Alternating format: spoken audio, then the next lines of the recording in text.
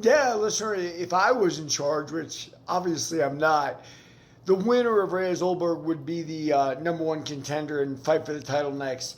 As it is, we might get more Ankalaev Pereira. I don't know. It just really depends. You know, fighting's like that. You just can never be sure. That's why you always got to put your stamp on things. I mean, how long did it take Ankalaev to even get a title shot, right? Like, and I think with Jan Blagovic, who I think actually beat Olberg last time out, he's got a real tough style to make people look at him. Same with Ankalaev, right? And it just is what it is, man. There's nothing fair about life. A lot of things come down to personalities. I mean, one of the things, and I cover this in my book pretty well, like as I went through my MMA phase, right? Like I'm sparring with MMA guys in the gym, and obviously my jiu-jitsu's terrible. My kickboxing's better than most of theirs, almost all of theirs.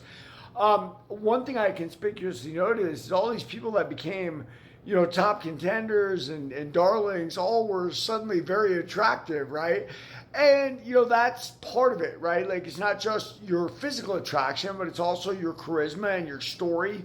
That's why I really like Reyes. You know, not only did Reyes almost beat John Jones, right? I think he did beat him.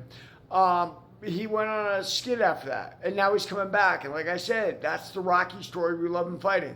So if Dominic Reyes, and I hope he does, is able to get past Olberg, and I think he will because I don't think Olberg got past Jan, I think Dominic Reyes deserves the next shot. It'll probably be against Ankalaev. We got to be very anxious to see what kind of changes Pereira made for their fight. I'm just going to touch on this a little, talk about it more later. Let's say Pereira does the wise thing and works on cage fighting and cage control. Ankalaev's next move may be the takedown, right? And like not allow Pereira to get unbalanced and to think it's going to be the same fight as last time.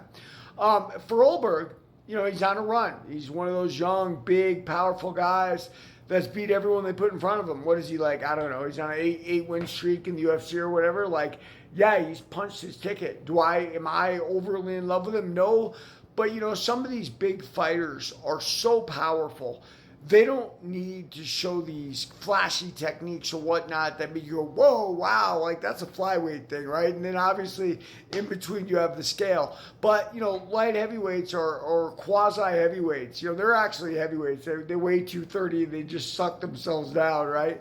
So some of their fights are not as exciting. I mean, I think John Jones was so talented. His fights were more exciting, but you get guys like Jan Blagovic, Olberg that are very, very durable and very, very tough. And their fights just aren't that exciting to watch. And that's the way it is. And life's not fair, man. I mean, if it was, we'd all be on top of the world, I guess. Everybody, like and follow for more on the fight.